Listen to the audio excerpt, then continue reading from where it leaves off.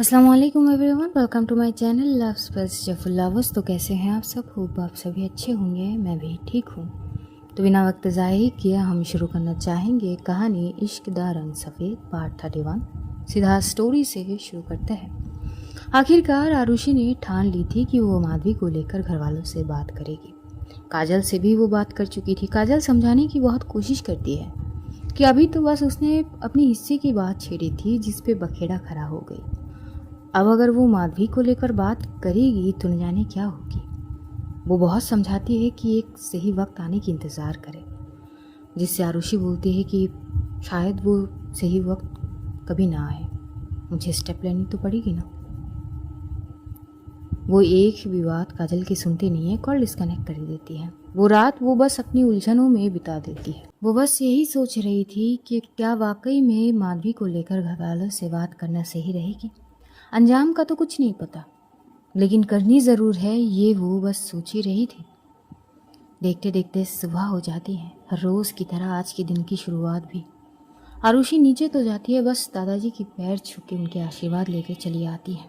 वो breakfast table पर पहुंचती ही नहीं। जब सारे लोग ब्रेकफास्ट कर रहे थे, आरुषि के पापा देखते हैं कि वो है ही नहीं। वो आरुषि की मम्मी से पूछते हैं कि क्या हुआ, आरुषि कहाँ है। आरुषि की मम्मी जवाब देती है, पता नहीं, कल से थोड़ी सी गुमसुम सी है, कुछ बोल भी नहीं रही है। सुबह शायद आई थी एक बार, फिर कमरे में चली गई। दिया जाके एक बार बुलाई भी है, पर उसने मना कर दिया आने से। और उसने मना कर दिया और तुमने मान भी लिया। तुम नहीं गई? मैं तो काम कर रही थी ना। ऐसा क्या काम कर रही थी कि बेटी को ला नहीं पाई तुम? और ये सब तुम्हारी वजह से हो रहा है ना, वो अखिल की ओर देखते हुए बताते हैं। अखिल एकदम से बोल पड़ता है कि अब मैंने क्या किया पापा? सभी के सामने कल माफ़ी तो मांग लिया ना उससे, लेकिन उसका एटीट्यूड देखा है अब सभी ने। मुड़ के देखा तक नहीं उसने। बोल दिया कि डिसीजन अब भी उसकी वैसी ही है। और अब क्या करूं मैं? जाके उसके सामने गिड़गिड़ाऊं, पैर पकड़ लूं उसके? तभी आरुषि की मम्मी अखिल की ओर देखते हुए थोड़ी सी चिल्ला के बोलती है, बस भी करो तुम। सुबह सुबह पापा से बहस कर रहे हो, शर्म नहीं आते? और खाते वक्त कौन बहस करते हैं? हम सभी ने देखा है कि तुमने माफ़ी मांगा है उससे, बस बात खत्म करो ना। तभी अखिल बोल पड़ता है, हाँ तो मम्मी मुझे क्यों सुना रहे हो आप? पापा को बोलो ना, वही बोल रहे थे कि सब कुछ मेरे वजह से हुआ है। और वैसे भी पापा को आरुषि के अलावा और दिखाई भी क्या देते हैं। बस करोगे तुम? अखिल चुप हो जाता है और अपना ब्रेकफास्ट करने लगता है। इधर आरुषि के पापा को आरुषि को लेकर फिक्र हो रहे थे। बहुत रेयर केसेस में आरुषि सबके साथ बैठ के ब्रेकफास्ट नहीं कर पाई थी। ये तभी हुई थी ज़्यादातर जब उसकी तबीयत ज़्यादा ख़राब होते थे, वरना कभी नहीं। वो अपना ब्रेकफास्ट जैसे ही ख़त्म करते वो जाते हैं आरुषि के कमरे में। आरुषि एक बुक लेके बैठ चुकी थी, कुछ पढ़ रही थी। उसके पापा एकदम से जैसे ही उसको दूर से देखते हैं तो उनको कुछ हद तक चीज़ें समझ आ ही जाते हैं कि आरुषि बहुत ज़्यादा परेशान है। वो इतना तो जानते ही है कि आरुषि जब भी परेशान होती है, उसकी स्ट्रेस लेवल सबसे ज़्यादा हाई होती है, वो बुक रीड करती है बहुत ज़्यादा। और अभी भी वो बुक रीड ही कर रही थी। उसके बेड पर बुक फैलाए हुए थे। वो चलते हुए आरुषि के पास जा रहे थे। इधर आरुषि की जैसी ही नज़र पड़ती है अपने पापा के ऊपर, वो एकदम से बुक को बंद करते हुए बोलती है कि पापा, वो आप नहीं गए अभी तक? नहीं जानिए क्या तबीयत ठीक है? वो चल के आते हुए आरुषि के सर पे सहलाते हैं, बेटा क्या हुआ है, परेशान हो? नहीं पापा, परेशान बेटा इतना तो जानता ही हूँ तुम्हें। जब भी तुम परेशान होते हो बस अपना माइंड डाइवर्ट करने के लिए बुक रीड करती हो। हाँ, तुम्हारा बेड मुझे यही बोल रहा है चीख के कि हाँ मैं परेशान हूँ। आरुषि चुप रहती है। उसके पापा अब भी उसके सर को सहला रहे थे। बेटा भाई बहन में तू मैं हो ही जाते हैं, और तुम क्या अपनी भाई की बात को दिल पर लगा कर बैठी हो? पता है ना वो कैसा है। तभी आरुषि बोलती कि पापा आप खामखा परेशान हो रहे हो, ऐसा कोई बात है ही नहीं। अच्छा, बात तुम दोनों ठीक से कर नहीं रहे हो, वो तुम्हारा शक्ल नहीं देखता, तुम आज सुबह ब्रेकफास्ट टेबल पर क्यों नहीं गई? पापा वो बस ब्रेकफास्ट करने की मन नहीं हो रही थी, मैं नीचे गई थी, दादाजी से मिली, फिर वापस आ गई। बात चाहे जो भी हो बेटा, और लड़ाई झगड़ा नॉर्मल बात है भाई बहन में। पापा मैं समझ रही हूँ आप खामखा परेशान हो रहे हो, ऐसा कुछ नहीं है। देखो बेटा, बात चाहे जैसा भी हो, मैं तो बस इतना जानता हूँ कि मेरा आरुषि सबसे ज़्यादा समझदार बच्ची है इस घर में, और वो कभी गलत हो ही नहीं सकता है। खुद के लिए स्टैंड लेना कोई गलत बात नहीं है बेटा। तुमने जो बोली, तुमने जो कही अपने लिए, मुझे नाज है तुम्हारे ऊपर, तो फिर अपनी चीज़ में इतना क्या सोचना। वो गुस्से में बोल दिया, तुमने भी उसे सुना दिया, बात खत्म। तुमने अपने लिए बात करी और चीज़ें मेरे ऊपर है ना, मैं देखूंगा किसको क्या देना है क्या नहीं देना है। अगर उसको कुछ दिक्कत है वो आके मुझसे बात करे, बस बात खत्म। झगड़ने की तो कोई बात नहीं है ना। पापा ठीक है, झगड़ नहीं रहे हैं, बात वहीं पर ख़त्म हो गई थी पापा। तो फिर क्या है, कुछ और परेशानी है? नहीं पापा, कोई परेशानी नहीं है, आप इतना परेशान मत होइए, सब ठीक है। और अगर कोई परेशानी होगी तो मैं आपको बताऊंगी ज़रूर, पक्का ना बेटा? हाँ पापा पक्का, क्या अब भी। मुझे तुम पर पूरा यकीन है कि तुम जो करोगी, जो सोचोगी, सही होगी। चलो अब मैं जाता हूँ। और यही बोलते हुए आरुषि को हक करते हुए एकदम से चले जाते हैं। जाते वक्त ये बोल जाते हैं कि खा लेना कुछ। वो बैठी थी तब भी, अब भी सोच जा रही थी कि थोड़ी देर में ही उसकी मम्मी पहुंचती है और वो आरुषि के पास जाके बोलती है कि हो गई तुम्हारी मनमर्जी, हाँ कर लिया ना? गुस्सा है अपने भाई से है ना, खाने के साथ क्या गुस्सा है? तभी आरुषि बोल पड़ती है, अरे बस भी करो आप लोग, मैं बोल रही हूँ कब से कि गुस्सा नहीं हूँ, नाराज़ नहीं हूँ, लेकिन नहीं, मेरी बात किसी को नहीं माननी। चीज़ों को सिंपल तरीके से क्यों नहीं रख सकते आप? क्रिटिकल बनानी है। हाँ तो नीचे क्यों नहीं गई तुम?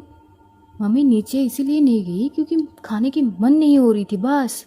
और तभी जो पूर्वा है उसकी भाभी वो चाय लेके जाती है। पर दी, आप सबके साथ बैठ के एटलीस्ट चाय तो पी ही सकते थे, सब आपके इंतज़ार कर रहे थे। अगर अभी भी आप उनसे नाराज़ है तो भाभी प्लीज़, पहले चाय के लिए धन्यवाद।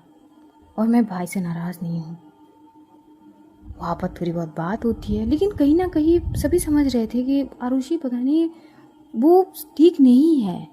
समझ आ रहे थे सबको कि वो परेशानी में तो है। 2 दिन बाद संडे के दिन थी।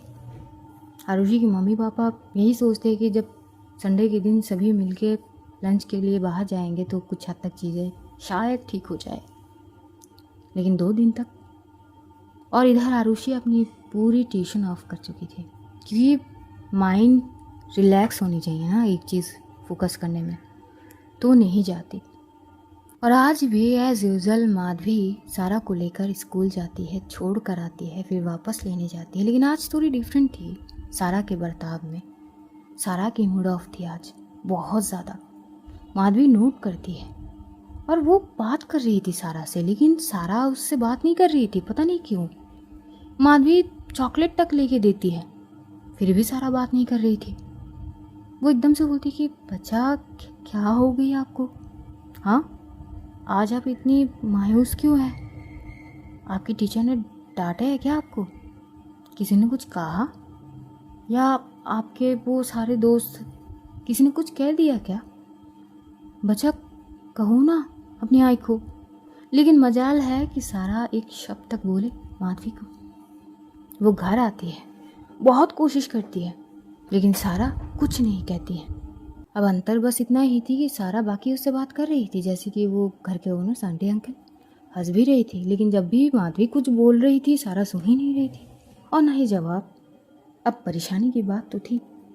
माधवी सोचती है कि काजल के घर लेके जाए, उसके बाद शायद चीज़ें ठीक लगे सारा को। वही करती है वो लंच तक नहीं करती, वो सारा को लेकर चली जाती है काजल के घर।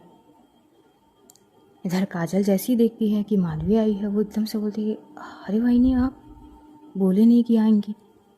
वो ताई, वो क्या हुआ बहनी, कुछ परेशानी है? ताई पता नहीं सारा को क्या हो गई, वो सुबह से मुझसे बात नहीं कर रही है। सुबह स्कूल तक तो छोड़ के आई मैं, तब तक तो ठीक थे, लेकिन जब लेने के लिए गई तब से लेकर अब तक वो मुझसे बात ही नहीं करी। अरे पर ऐसा क्यों? मुझसे तो कर रही है। पता नहीं ताई मैंने क्या किया। तभी एकदम से काजल जो है वो सारा को बुलाती है, क्योंकि सारा जो है बेबी के साथ खेल रही थी। अरे सारा बेटा इधर आओ ज़रा। हाँ क्या आई? और वो एकदम से आती है। हाँ क्या बच्चा, क्या हुआ है? आप अपनी आई से नाराज़ हो, गुस्सा उनसे? तो चुप हो जाती है। काजल फिर से बोलती है उसकी दोनों हाथों को पकड़ते हुए, अरे बच्चा, हत्या को नहीं बताओगी? वो हत्या मैं आई से करती हूँ। अच्छा, मेरा बच्चा अपनी आई से करती है। पर क्यों बेटा, क्या किया आईने? वो आई ने मेरी बड़ी को डांटी ना बहुत, तो वो आज मुझसे मिलने नहीं आई। ये बात जैसे ही सुनती है काजल चुप हो जाती है। माधवी घूरने लगती है सारा को। तभी काजल बोलती है कि हाँ अच्छा, तो आज आपकी बड़ी नहीं गई आपसे मिलने के लिए? नहीं ना, वो आज मुझसे मिलने के लिए गई और ना ही मुझे चॉकलेट लेके दी। तभी माधवी बोलती कि पर बच्चा, आपकी हाई ने लेके दी ना आपको कितनी सारी चॉकलेट। लेकिन हाई आपने मेरी बड़ी को डांटी ना, वो कितनी अच्छी है। इधर माधवी चुप हो जाती है।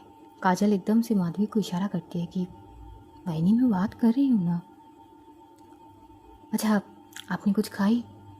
माधवी बोलती कि खिलाने की कोशिश तो करी थी पर वो मुझसे खा भी नहीं रही है। माधवी की आंखों में आंसू भर चुके थे। तभी काजल बोलती कि बच्चा, ये तो गलत बात है ना। अब आपकी बड़ी को पता चलेगी कि उनके बड़ी ने कुछ खाया नहीं, तो क्या वो नाराज़ नहीं होंगे आपसे? नहीं, मुझे आई से बात ही नहीं करनी। उन्होंने डांटा है मेरी बड़ी को। बड़ी नाराज़ हो गए, बड़ी को बुरी लगी ना। अच्छा, और अगर आपकी बड़ी अगर आपको बोले कि वो नाराज़ नहीं है तो कैसे बोलेंगे? बड़ी तो है ही नहीं यहाँ पर। काजल बोलती कि एक मिनट। काजल कमरे में जाती है, अपनी फ़ोन लेके आती है। इधर माधवी बोलती कि ताई आप क्या कर रहे हो? वही वो छोटी बच्ची है, करने दीजिए ना मुझे। वो एकदम से आरुषि को वीडियो कॉल करती है। काजल ऐसे तो नॉर्मली आरुषि को कभी भी वीडियो कॉल नहीं करती, बहुत रेयर होती है। जैसे ही वो वीडियो कॉल करी तो वो एकदम से रिसीव करी। वो अपने कमरे में ही थी बैठी हुई। काजल एकदम से उसको देखते हुए बोलती कि क्या बात है, तू घर पे है? हाँ, क्यों तबीयत ठीक नहीं है क्या तेरी? नहीं ठीक है। तूने वीडियो कॉल करी क्यों, सब ठीक है ना? आरुषि वो तुझसे कोई बात करना चाहती है। मुझसे? पर कौन? तभी काजल सारा के हाथ पकड़ते हुए अपने साथ लाती है। आरुषि जैसे ही सारा को देखते और सारा जैसे ही आरुषि को देखते हुए बोलती कि बड़ी आप कहाँ हो? आरुषि बोलती कि हाय बड़ी, आप यहाँ पे? आप क्यों नहीं आए? तभी एकदम से काजल भी बोलती है कि हाँ हाँ पूछो अपनी बड़ी से, क्या वो नाराज़ है? आरुषि कुछ समझ ही नहीं पा रही थी और वो काजल की ओर देखते हुए बोलती कि क्या हुई है, सब ठीक है ना? आप सारा ठीक है ना, कुछ परेशानी है क्या? तभी काजल बोलने लगती है, एक्चुअली सारा को लगती है कि वो वैनी ने तुझे डांट दी है और तुझे बुरी लगी है, तू नाराज़ है और इसीलिए आज तू उससे मिलने के लिए स्कूल नहीं गई। और इसी बात से वो अपनी आई से कटी है। सुबह से अब तक बात नहीं करी और ना ही उनके हाथों से कुछ खाई है। अब जैसी आरुषि ये सुनती है वो थोड़ी देर पॉज हो जाती है। तभी सारा बोलती कि बोलो ना बड़ी, आपको बुरी लगी आई की बात? आप नाराज़ हो? आप तो मुझसे मिलने नहीं आई ना आज। आपने प्रॉमिस करी थी ना मुझसे, आपने तोड़ दी प्रॉमिस। आपने कही थी ना कि आप रोज़ मुझसे मिलना आओगे, मुझे चॉकलेट दोगे। तभी आरुषि एक हाथ अपनी कान पकड़ लेती है। बच्चा, आई एम रियली सॉरी, लेकिन आपकी आई ने मुझे कहाँ डांटी है? मैं नाराज़ बिल्कुल नहीं हूँ। और किसने कहा मुझे बुरी लगी? वो क्या है ना, मेरी तबीयत थोड़ी सी ख़राब थी तो मैं गई नहीं। आपकी तबीयत खराब है? हाँ, इसीलिए तो मैं रेस्ट कर रही थी, क्योंकि मुझे पता है ना, अगर मैं ऐसी तबीयत लेके अपनी बडी के सामने गई तो मेरे बडी बोलेंगे कि आपकी तबीयत खराब है, आप क्यों आई मेरे पास? मैं तो यही सोच के नहीं गई ना। अच्छा, हाँ। और मेरे बडी तो कितना स्मार्ट है ना, कितनी समझदार है। हाँ, और ये तो गलत बात है ना, भला अपनी आई से कौन कट्टी होता है। हाँ, अब आपको उनको सॉरी बोलनी पड़ेगी, अपने आई से सॉरी बोलना, और वो जो भी बोले वो करना है आपको, पेट भर के खाना खानी है। पर उन्होंने डांटे थे ना आपको? नहीं डांटे बच्चा, उन्होंने मुझे कुछ नहीं कही। इधर माधवी तो साइड में ही खड़ी थी, वो उसको थोड़ी सी गुस्सा आ रही थी। तभी काजल बोलती है कि चल ठीक है, हो गई ना बच्चा बात अपनी बड़ी से? हाँ ठीक है, बड़ी आप फिर कब मिलने आओगी मुझसे? हाँ बच्चा, वो जैसी तबीयत ठीक होती है। पक्का ना? हाँ बच्चा पक्का, अब कुछ खा लो। ठीक है। और यही बोलते हुए काजल जो है वो बाय बोलकर कॉल डिस्कनेक्ट कर देती है। इधर जो सारा है वो फिर भाग जाती है बच्चे की, वो बेबी के पास। माधवी बोलती कि ताई आपने ये सही नहीं किया। काजल भी बोलती कि क्यों, वही इसमें गलत क्या है? वो बच्ची है, मैं नहीं चाहती कि उनकी आदत लगे सारा को। ये बात सुन के काजल शॉक थी, और वो एकदम से बोलती कि वही आप क्या बोल रही हो, कौन सी आदत, क्या? बच्ची है, और आरुषि के साथ उसकी अच्छी बनती है। तभी माधवी भी बोलती कि यही तो मैं नहीं चाहती कि वो चीज़ आगे बढ़े, कि सारा उनसे मिलने के लिए ज़िद करे। जो ज़िद मैं पूरी कर नहीं पाऊँगी ताई, वो ज़िद की आदत ना करने देना ही सही है। वही आप ताई प्लीज़। आगे काजल कुछ बोलती नहीं है। उसके बाद माधवी वहाँ पर ही ठहरती है, शाम तक लंच वगैरह वहाँ पर ही होती है। इधर जो आरुषि है वो समझ गई थी पूरी चीज़ें, वो वापस ही में काजल को कॉल नहीं करती। काजल बस टेक्स्ट कर देती कि हाँ वो खा रही है, ठीक है, थैंक यू, कम से कम तूने कॉल तो उठा ली, सब ठीक है ना? आरुषि भी बस सिंपल सी जवाब देती है कि हाँ ठीक है। वो दिन जैसे तैसे तो बीत जाती है। अगले दिन लगभग ऐसी सेम ही थी। इधर काजल बहुत परेशान थी, क्योंकि वापस ही में आरुषि का कोई रिप्लाई वगैरह नहीं आती है। और जब से आरुषि ने ये कही कि वो घर वालों से बात करेगी माधवी को लेकर, तब से तो काजल के मन में अजीब सी ही डर थे कि पता नहीं उनका क्या रिएक्शन आया और आरुषि कब बता दे चीज़ें, सामने पता नहीं क्या होगी, यही सोच थी। और सुबह से लेकर दोपहर तक आरुषि का कोई रिस्पॉन्स ना आना सोचने वाली बात तो थी। इधर आरुषि के मन में उलझनें और भी ज़्यादा बढ़ चुकी थी अब, और बस उसे वो सारी उलझनों से अब शायद मुक्त होनी थी। तो वो पहुंच जाती है भोलेनाथ के मंदिर। शायद एक वही जगह है जहाँ पर जाके वो अपनी दुख व्यतीत कर सकती है। वो जाती है, पूजा कर ही रही थी, प्रार्थना कर रही थी आंखें बंद करके। तभी उसके सर पे एक हाथ वो पंडित जी के थे, चलाते हुए बोलती कि क्या हुआ बेटा, आज कुछ मन विचलित जैसे लग रहा है तुम्हारे, दादाजी ठीक है ना, तुम्हारी माता ठीक है ना? तभी आरुषि बोलती कि हाँ पंडित जी सब ठीक है। क्या हुआ बेटा, कोई प्रॉब्लम है? नहीं नहीं सब ठीक है, बस कुछ अधूरे से सवाल है। अधूरे से सवाल? भोलेनाथ से? हाँ उन्हीं से तो है। अच्छा, तुम्हारा और तुम्हारे भोलेनाथ का रिश्ता तो कुछ खास ही है। हाँ वो भी पता है। कोई बात नहीं बेटा, भोलेनाथ कोई ना कोई रास्ता दिखा ही देंगे, बस उनकी नाम शरण करके आगे बढ़ जाओ। जिसे सुनते हुए आरुषि बोलती कि जी प्रसाद दे दीजिएगा। हाँ हाँ ये लो। वो प्रसाद लेते हुए सीधा अपनी घर की तरफ आती है। हाँ अभी वो अपनी दिल और दिमाग के साथ संघर्ष कर रही थी। दिल बार बार चीख चीख के बोल रही थी कि बात कर लेनी चाहिए, लेकिन दिमाग रोक रही थी कि नहीं, सही वक्त आने पर। कहते हैं ना, दिल और दिमाग के बीच में जो फंस जाए ना उसकी हालत ख़राब हो जाते हैं। कहीं ना कहीं आरुषि की हालत भी ऐसी ही थी। जैसे वो घर पहुंचती उसकी मम्मी बोलती कि कहाँ गई थी तुम? वो मंदिर गई थी। अच्छा, ये आजकल तुम मंदिर वगैरह में ज़्यादा जाने नहीं लगी हो? क्योंकि इससे पहले तो मम्मी मंदिर जाने में भी आप मतलब क्या? अरे बस नॉर्मली पूछ रही हूँ। वैसे तुम ट्यूशन पे नहीं गई आज? नहीं, वो बस मन नहीं थे। ये बात सुन के उसके दादाजी, दिया, पूर्वा, उसकी मम्मी शॉक हो जाती, क्योंकि भाई आरुषि ऐसी थी कि मतलब छूट जाए सब कुछ पर उसकी काम ना छूटे, वो वाली चीज़। तभी उसकी मम्मी बोलती, हैं सच में मन नहीं करी? मम्मी क्या सुनना है आपको? नहीं नहीं बेटा, प्रसाद दे दो। तो दे देती है। उसके बाद वो अपने दादाजी से बैठकर बात करती है। उसके दादाजी बोलते हैं कि बेटा क्या हुआ? दादाजी पता नहीं, कुछ चीज़ है जिससे लड़ रही हूँ मैं। दिल कुछ और कह रही है, दिमाग कुछ और। ये दिल और दिमाग में फंस सी गई हूँ मैं। अच्छा, तुम्हें क्या लग रही है? तुम क्या चाहती हो? दिल की सुनना चाहती हूँ, पर दिमाग जो पिंच कर रही है वो भी कहीं ना कहीं सही है। बेटा बात ये नहीं कि क्या सही और क्या गलत, बात ये है कि तुम करना क्या चाहती हो, तुम्हें क्या सही लगती है। दिल की सुनना चाहती हूँ तो बस बेटा, और सोचना ही क्या है, और लड़ना ही क्यों है खुद के साथ? अपना दिल की सुनो। लेकिन दादाजी, इससे बहुत मुसीबतें खड़े होंगे।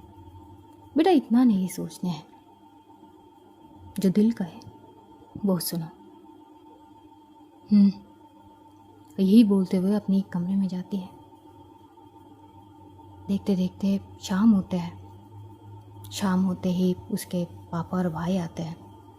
तब भी वो कमरे से नहीं आती है नीचे, वो बस डिनर के वक्त आती है। थोड़ी सी खाना खाते और उसके बाद चली जाती है। इधर काजल बहुत ज़्यादा परेशान हो रही थी। इस बीच काजल ने एक बार आरुषि की मम्मी को कॉल करी थी कि आरुषि फ़ोन नहीं उठा रही है। तो उसकी मम्मी बोली थी कि शायद उसकी तबीयत ठीक नहीं है बेटा, वो सो रही है। इस बात से काजल को इतना तसल्ली तो हो गई कि शायद घर पे सब कुछ नॉर्मल है, वरना आंटी की टोन तो अलग होती। शायद अभी तक आरुषि ने कुछ बताया ही नहीं, वो ये समझ जाती है। अब देखते देखते वो रात भी बीत जाती है। पूरी रात आरुषि सो नहीं पाती। एक्चुअली वो 2 रात नहीं सोई थी।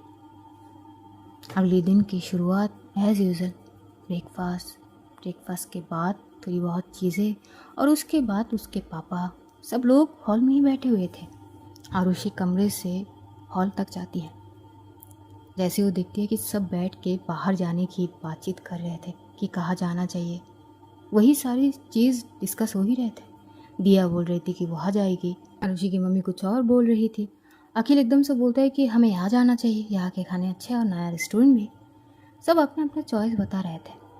इधर आरुषि के पापा को जैसे ही आरुषि आते हुए देखते हैं, वो एकदम से आरुषि की ओर देखते हुए बोलते कि बेटा तुम भी बताओ कि कहाँ जाना चाहिए हमें। आरुषि शांत थी। आरुषि एकदम से बोलती है कि पापा वो क्या आज जाना ज़रूरी है?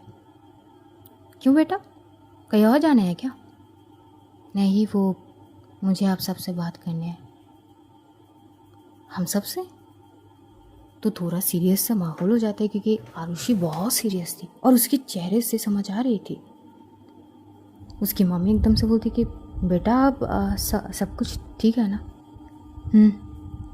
सब कुछ ठीक है, बस जो बोलना चाह रही हूँ वो बस मुझे बोलने दीजिए आप सब, बिना रोके।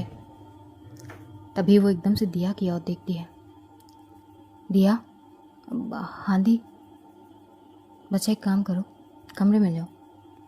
पर दी क्यों? मैं नहीं रुक सकती यहाँ पर। कहीं ना, कमरे में जाओ। अब सिचुएशन अलग हो जाती है, भला वो दिया को क्यों भेज रही है कमरे में? तो दिया एकदम से बोलती है कि दी प्लीज़, मैं क्यों? तो बस वो आंखें दिखाती है। दिया चुप से चली जाती है। पूर्वा भी जाने लगती है, लेकिन पूर्वा को रोक देती है। भाभी आपको जाने की ज़रूरत नहीं है। तभी आरुषि की मम्मी बोलती कि क्या हो क्या गई है, ऐसे डरा क्यों रही हो तुम? मम्मी बात कुछ ज़्यादा सीरियस है। अच्छा, क्या हुआ क्या है? उसके पापा थोड़ा सीरियस हो जाते, उसके दादाजी भी, कि पता नहीं आखिर में आरुषि क्या बोलने वाली है। अखिल वो बस एक टक आरुषि की ओर देख रहा था। तभी आरुषि सबकी ओर देखते हुए बोलती कि देखिए, मुझे नहीं पता कैसे, क्या, कब, क्यों, ये सारी चीज़ की मेरे पास कोई जवाब नहीं है, बस हो गई।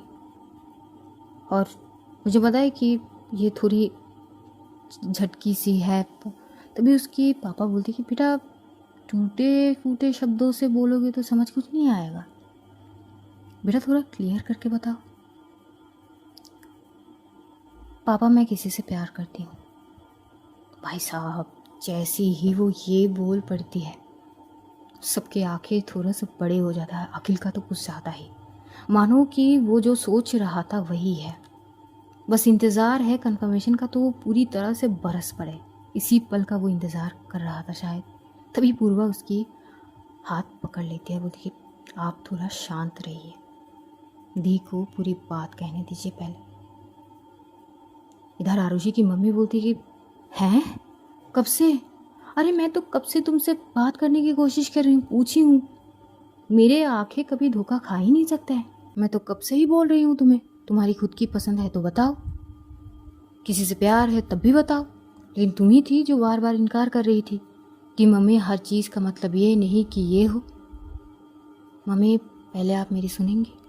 तो उसकी मम्मी भी चुप हो जाती है।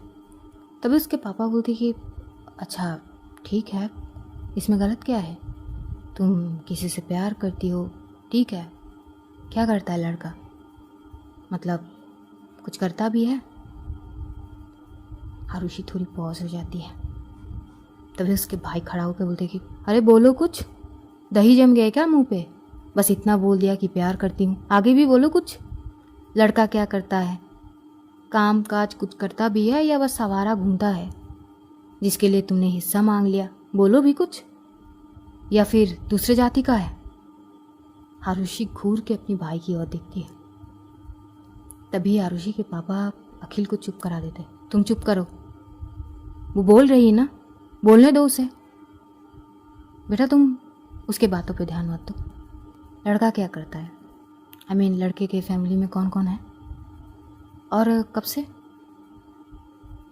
पापा वो 2-3 महीने होंगे। 2-3 महीने बेटा? तभी अखिल बोल पड़ते हैं, पक्का ये किसी ने इसको फंसाया है, 2-3 महीनों में क्या प्यार होता है आप बताओ। तभी आरुषि बोलती कि आप चुप करेंगी, मैं बोल रही हूँ ना, पहले से बोली हूँ कि कोई मेरे बीच में नहीं बोलेंगे जब तक मैं ख़त्म ना करूँ। तो सब चुप हो जाते हैं। अब ऐसे माहौल क्रिएट हो चुकी थी कि भाई साहब मतलब न जाने आगे क्या बोले आरुषि, वो वाले सिचुएशन। और कहीं ना कहीं भाई साहब आरुषि की पूरी शरीर काँप रही थी उस वक्त। I mean that is not easy कि पूरे घर वालों के सामने ये बोलना कि मैं किसी से प्यार करती हूँ और वो एक लड़की है, इट्स वेरी टफ।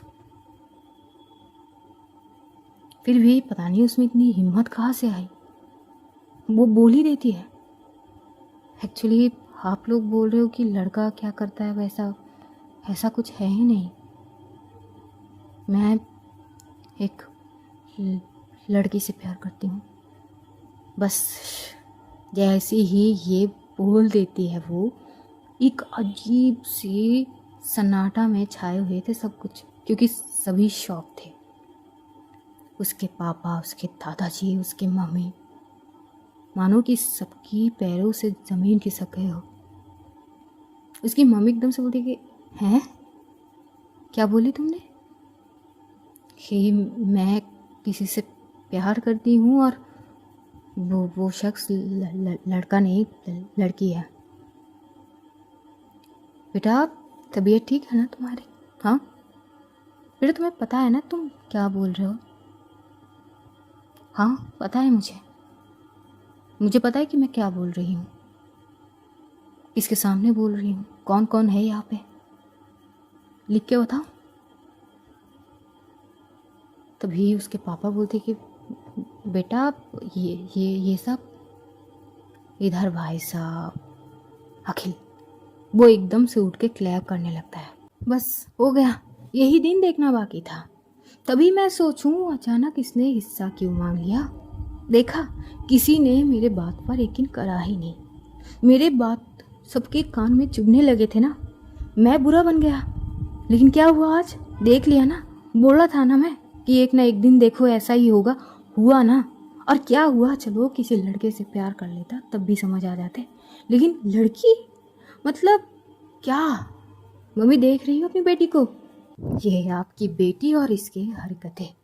खूब तो मुझे सुनाए थे सारे लोग कि मैं गलत हूँ, मैं कैसे ऐसे बोल सकता हूँ, पता नहीं क्या क्या। पापा ने भी मुझे बोला है कि सारी चीज़ मेरी वजह से हुआ है। अरे मैंने तो इससे माफ़ी तक मांग लिया था। और पूर्वा, तुम बड़ा ज्ञान दे रही थी उस दिन मुझे। क्या बोला था तुमने? बेटी से शुरुआत करो फिर बहू तक आना। बेटी, अगर ऐसी हो ना बेटी घर पे, तो ऐसी बेटी होने से अच्छा है कि मर जाए। क्या लाज रखी है इसने घर की। पूरी इज्जत मिट्टी में मिला दी। जैसे ये आरुषि ये सुनती है वो स्तब्ध रहती है। वो बस एक टक अखिल की ओर देखती रहती है। आरुषि की मम्मी की आंखों में आंसू थे। आरुषि अपने पापा की ओर देखती है। वो अपनी पापा की ओर देखती है। उसके आंखों में जो आंसू भरे हुए थे वो अब गाल तक आ जाती है सिरकते हुए, क्योंकि उसके पापा ने अपने सर झुका लिए थे और उसके दादाजी शांत बैठे थे।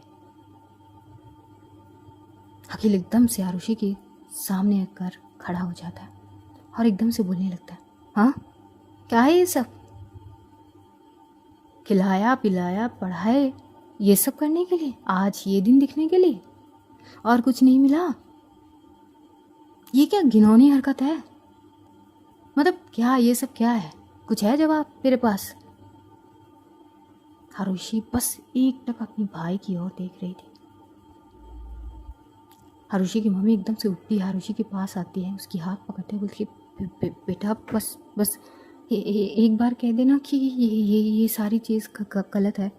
मजाक कर रही है ना हमारे साथ? हाँ, मस्ती कर रही है ना? बोलना बेटा, ये कोई प्रैंक है ना? हाँ, हम सबको परेशान करने के लिए। आरुषि अपनी माँ की ओर देखती है। एक माँ अपनी बेटी की आंखों को अगर नहीं पहचानेगी तो क्या करेगी? वो पहचान जाती है।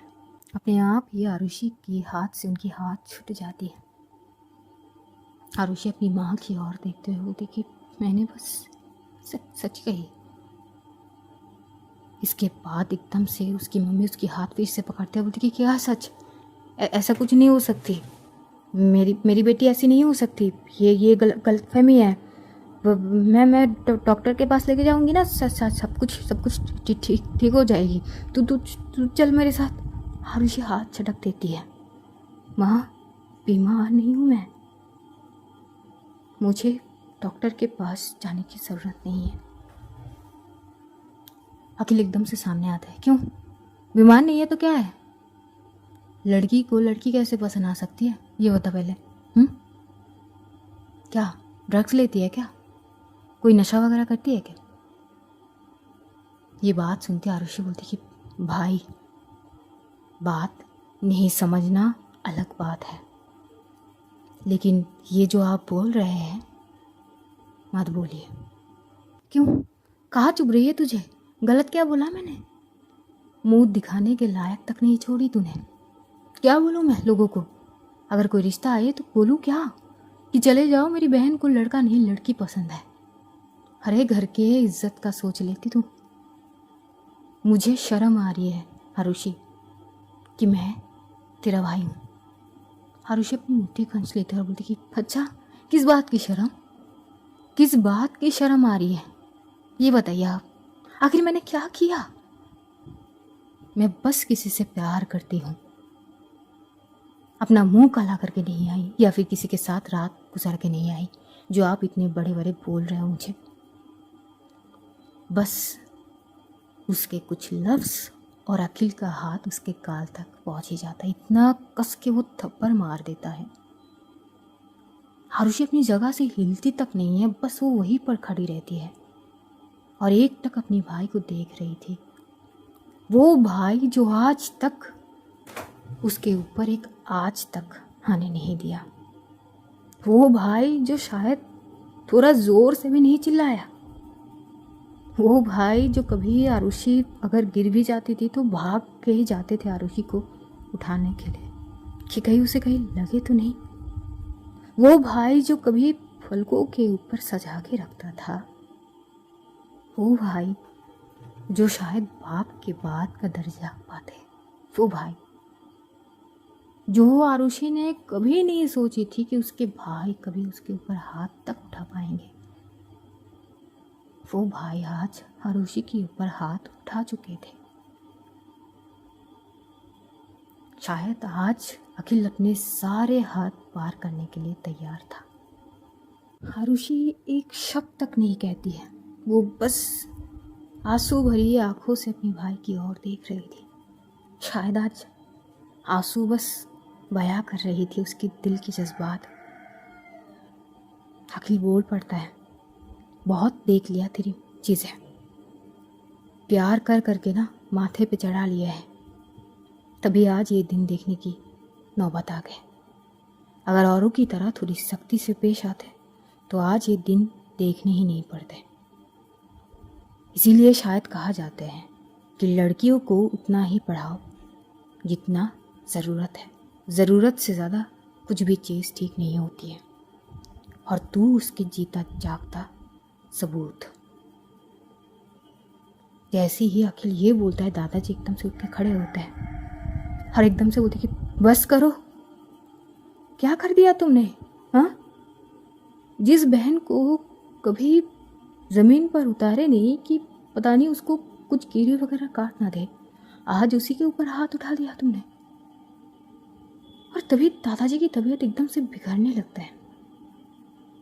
आरुषि के पापा थोड़ी घबरा जाते हैं। अब उनकी उम्र भी तो हो चुके थे बहुत। ऐसे माहौल में ऐसी सिचुएशन होना बहुत लाजमी बात थी। आरुषि भी घबरा जाती है। वो एकदम से जाने लगती है कि अखिल एकदम से धक्का दे देते हैं, खबरदार इधर आने की कोशिश भी मत करना। आज ये जो हो रहा है ना, इसका केवल एक ही वजह है और वो है तू। अगर आज दादाजी को कुछ भी हुआ ना तो तुझे तो मैं छोड़ूंगा नहीं। डॉक्टर बुलाए जाते हैं, वो आते हैं, चेकअप वगैरह करते हैं और बोलते हैं कि देखिए शायद थोड़ा बहुत ज़्यादा स्ट्रेस ले लिया है, इनको इतना स्ट्रेस देना नहीं चाहिए। घर के जो भी चीज़ें हैं आप लोग आपस में सॉल्व कर लीजिए। आरुषि बहुत घबरा गई थी कि उसके दादाजी को कुछ हो ना जाए। इधर उसकी मम्मी आंखें भी उसे बहुत समझाने लगती कि बेटा क्या है ये सब, बोल देना कि तू बस मजाक कर रही है। आरुषि बोलती कि नहीं बोल सकती क्योंकि वो सच है। उसकी मम्मी भी उसको बाद में सुनाने लगती है, बेटा क्या गलती हो गई हमसे जो इतना बड़ा सजा दे रही है? कि तुझे पैदा करना हमारी सबसे बड़ी गलती हो गई? अब तो यही लग रही है समाज में किसी को मुंह नहीं दिखा पाएंगे हम। दिया भी है, उसके बारे में भी कुछ सोची है? एक काम कर, अपने कमरे में जा, इस बारे में हम बाद में बात करेंगे। अखिल फिर से तुझे देखेगा तो फिर बरसने लगेगा। आरुषि चुप से अपने कमरे में चली जाती है। बैठी हुई थी, सोच रही थी, घबराहट थी दिल में, बस दादाजी को कुछ ना हो जाए। तभी उसके कमरे में दिया आती है। दी, मैं अंदर आ सकती हूँ? वो जल्दी से अपनी आंखों से आंसू को पोंछते हुए बोलती, तुम आ चुकी हो दी, मैंने सब कुछ सुन ली थी। क्या? यही कि आप एक लड़की से प्यार करती हैं। आरुषि कुछ नहीं बोलती है। तभी दिया उसके पास आके बैठती है। वो ज़मीन पर बैठी हुई थी, अपने पैरों को मोड़कर। थी आप रोइए मत थी, मुझे कोई प्रॉब्लम नहीं है। मेरी एक दोस्त है, वो भी एक लड़की को पसंद करती है, तो मैंने उसके लिए बहुत सारी चीज़ें रिसर्च करी थी, तो आई नो कि इट्स वेरी नॉर्मल। तो दी आप ऐसे टूटिए मत, मैं आपके साथ हूँ। एक्चुअली शायद पापा भैया वो थोड़ी मतलब समझ रहे ओल्ड फैशन, जिसे पारुषी बोलती ऐसा नहीं कहते। वो लोग फिलहाल गुस्से में हैं शायद, अगर समझने होंगे तो समझ जाएंगे। बट दी आप औसम हो। आई मीन मेरी जो फ्रेंड है वो इतनी फट्टू है, वो बोली कि अगर नहीं बोल पाई तो शादी कर लेगी, लेकिन आप सच में आप ब्रेव हो दी। प्लीज़ आप रोइए तो मत, आई लव यू। इधर आरुषि अपनी बहन को हक करती है और वो बोलती है कि बस तुझे पता है ना, लेकिन इस बारे में किसी से बात नहीं करनी है। बस इतना एक्ट कर कि तुझे इस बारे में नहीं पता। पर क्यों दी? बस मेरी चीज़ें तुझ तक नहीं आनी चाहिए। कहीं तुझे तो नहीं? नहीं दी, नहीं मैं वैसी नहीं हूँ। शुक्र है ठीक, अगर घर वाले नहीं माने तो देख लेंगे। अब जानेंगे कि आगे क्या होती है। तब तक अपना ध्यान रखिए, अपनों का ध्यान रखिए, ढेर सारा प्यार बांटिए, खुश रहिए, खुशियाँ बांटिए। Love you all guys, see you soon. बहुत जल्द फिर मुलाकात होगी। तब तक के लिए खुदा हाफिज़, tata, good night guys, take care all.